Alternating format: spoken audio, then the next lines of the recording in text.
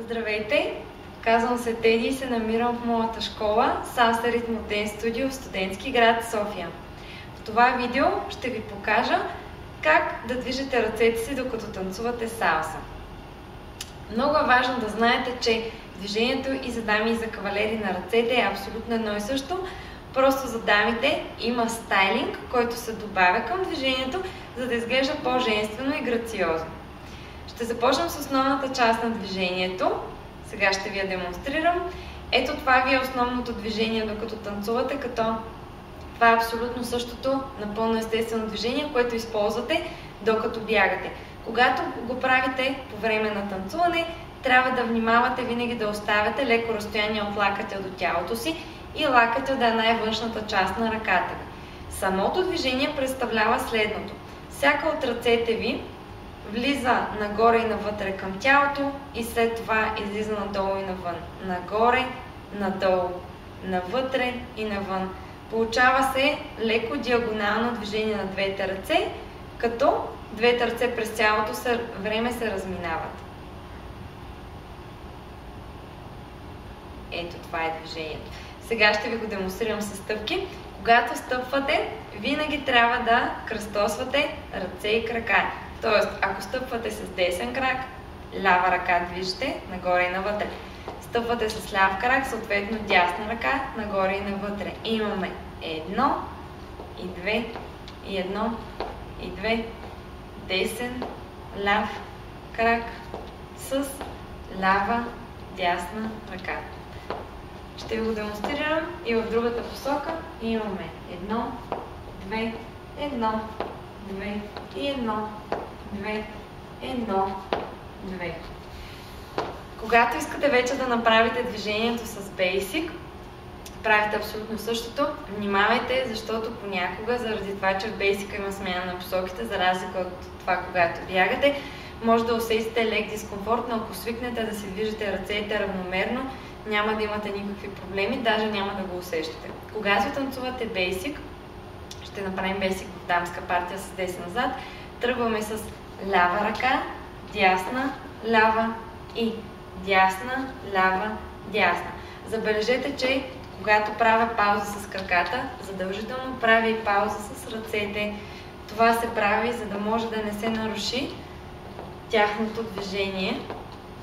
Раз, два, три и 5, 6, 7 и раз, два, три и 5, 6, 7. За кавалерите движението е абсолютно същото, само че ще почнете на едно с ляв крак и ще имате дясна, лява, дясна и лява, дясна, лява и дясна, лява, дясна и лява, дясна, лява. С другия фон, дамската партия, тръгваме с десен крак, лява ръка. Имаме 1, 2, 3 и 5, 6, 7 и раз, 2, 3 и 5, 6, 7 и раз, 2, 3 и 5, 6, 7. Партията на кавалерите, ляв крак, дясна ръка. Имаме 1, 2, 3 и 5, 6, 7 и 1, 2, 3 и 5, 6, 7. Сега ще ви го покажа на музика и след това ще продължим с частта, която предполагам вълнува дамите доста повече, а именно стайлинга.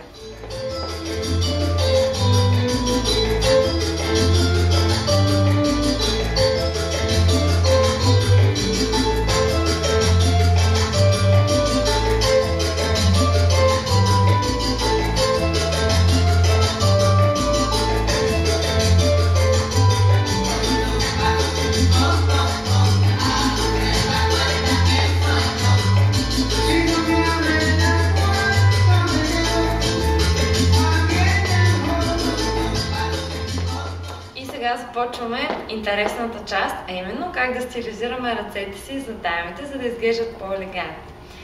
Първото нещо, което ще направим, е едно малко упражнение. Започваме само с едната ръка, като вместо винаги лакътят да е най-външната част на ръката ни, пробваме да отворим, когато изнасяме ръката надолу и навън от тялото, леко да отворим долната част. Ето това движение. Пробвайте същото и с другата ръка. Само изнасям долната част на ръката, без да въртя китки, без да правя абсолютно нищо, просто лекичко отварям. Ето това. Сега, Това движение, както виждате, е вече малко по-широко, малко повече прилича на ръцете, които правят дамите, обаче все още нещо му липсва. Затова добавяме длани и пръсти към движението. Когато искате да правите пръсти и длани, много е важно да омекотите китката. Сега ще ви покажа как можете да го направите. Пробваме едно упражнение, поставяме ръката си така и си представяме, че ръката ни е във вода. Може да пробвате вкъщи, във ваната или ако отидете на басейн. Почваме да движим ръката си нагоре. Ако китката ви е отпусната, дланта и пръстите ще изостанат и сега ще са под ръката. Ако почна да връщам ръката и китката е отпусната, водата пак би е изплутала и съответно дланта и пръстите пак изостават от движението. Изостават, изостават, изостават, изостават. През цялото време дланта и пръстите ви изостават. Пробвайте същото и с другата ръка. Длани и пръсти изостават, изостават. През цялото време. Това се получава, когато отпуснете китката. Когато вече искате да направите движението с комбинация с движението, което е на ръката на Basic, ще изглежда по този начин. Когато тръгваме нагоре и навътре към тялото, отпускаме китката и съответно дланта изостава и в момента виждате опакото на дланта. Когато почнете да връщате, дланта пак ще изостане и сега вече ще виждате самата длан. И виждаме опакото на дланта, самата длан. Води китката и пак китката. Във всяка една посока води китката, защото когато тя е отпусната, през цялото време дланта изостава спрямо нея. Но виждаме първо опакото на дланта и сега самата длан. Опакото на дланта, самата длан. Абсолютно същото нещо повтаряте с другата ръка. Отпускате китката, виждате опакото на дланта, самата длан, опакото на дланта, самата длан. Когато правите движението с две ръце, имайте предвид, че винаги едната ръка ще виждате опакото, а на другата дланта. Опакото на другата дланта. През цялото време трябва да виждате двете ръце в различно положение. Ако ги виждате едновременно ето така или едновременно ето така, значи някъде не сте сменили посоката на движение. Когато правите движението, също така внимавайте обръщането на дланта да става винаги с началото на новото движение, точно както би станало, ако движите ръцете си във вода. Тя би ги избутала с смяната на посоката на движението.